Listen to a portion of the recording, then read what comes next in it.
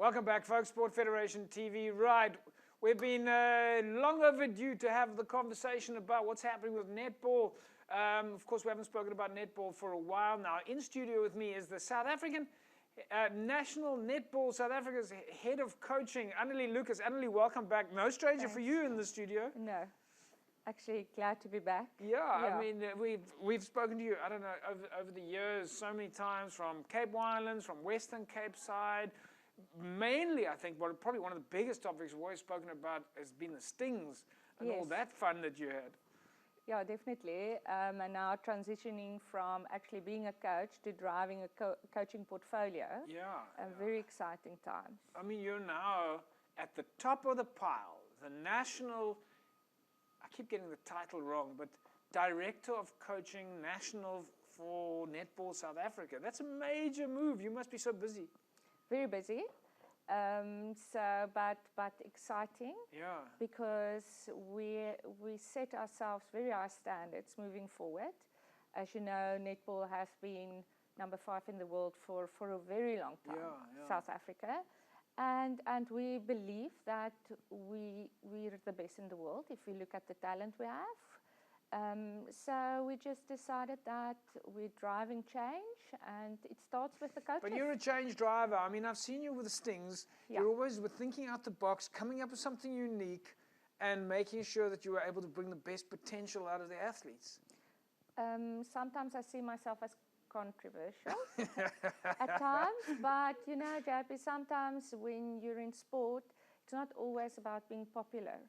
And when you're part of a coaching, fraternity, then it's not about you. It's about players and making them the best they can be. But that's one of the things that I always noticed with when I had the privilege of joining you guys from the Stings perspective, is that your team, your athletes, everybody, they had complete faith in you. They were always motivated. They were always inspired. Is that one of your sort of mottos, maybe? Keep everybody inspired, keep them pushing them? Yes, definitely. It's not about me. I'm in netball because I'm a team player. And that's what it's about. So Annelie Lucas should not be the person that's on billboards.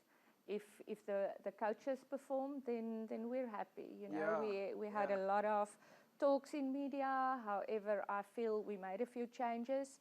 People's been talking about a person like a Jenny van Dijk. We took her out of the TNL. We put her with a team like Botswana because we wanted to give her international exposure. At the end of the day, end of last year, Botswana team climbed 7 places on the national ladder world ranking. So I mean, for us, big step that we made. So is that something that you've had to do in the last in the last few years? Is build international connections? Yes. Do you engage and talk to other coaches around the world? Yeah, that's important. If we stay local, we'll stay number 5. We have good coaches locally. Don't underestimate or don't but you guys see dialogue me wrong. And you talk about However, if we want to be seen as one of the best, we'll have to go out. You know, we don't want to be followers all the time. We want to be leaders. And to be a leader, you have to make drastic changes. Look at Marta. Marta came second with the Fast 5 team, the national Fast 5 team in Auckland, New Zealand. So, I mean, But now, of course, Netball World Cup is here. Everybody's talking about the Netball World Cup. It's around the corner. Are you feeling the gees? We've seen quite a lot of. We've seen the mascot being launched. We've seen Netball Fridays.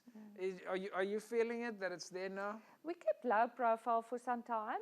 People ask us, you're not in the media enough.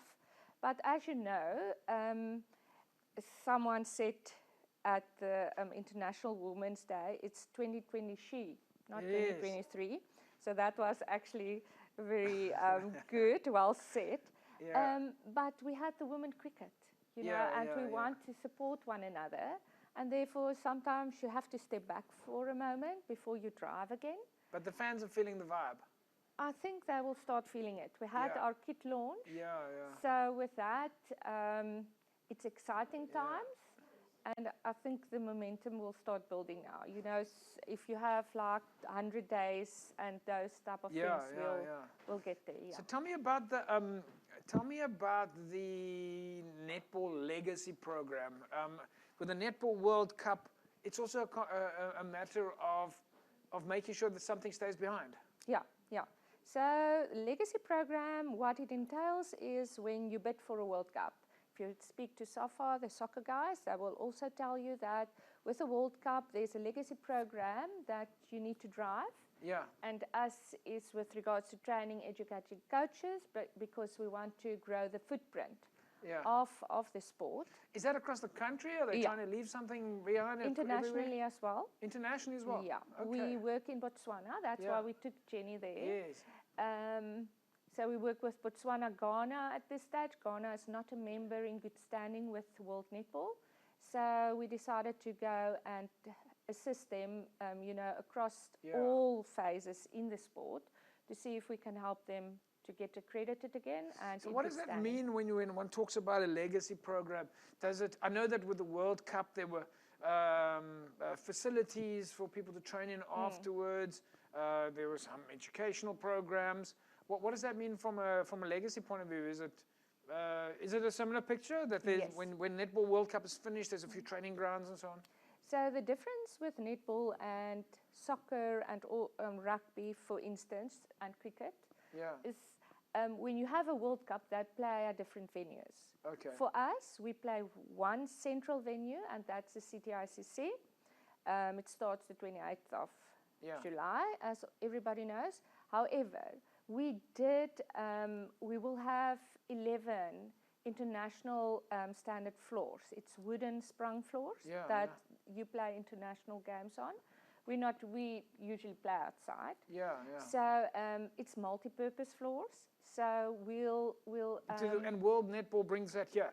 Actually, Netball South Africa. So it's part of our bid. Yeah. Okay. So we bring and you get to keep them.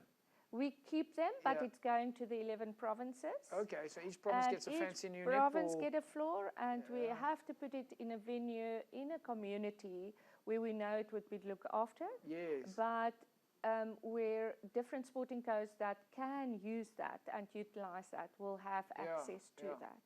So it's not only netball, I've been hearing about the players themselves, Bongi, your captain, also being involved in the legacy program, getting out to different locations, meeting people. Is that a feeling?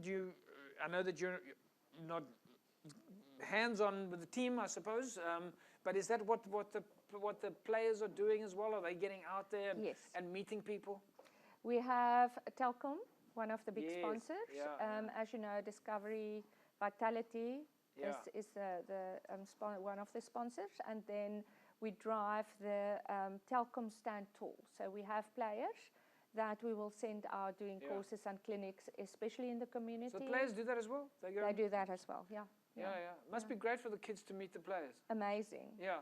Especially it's a women's sport, and it's women in charge of the sport. That's one of the rare things. Because you were doing with the Western Cape, originally you were doing those pop-up netball.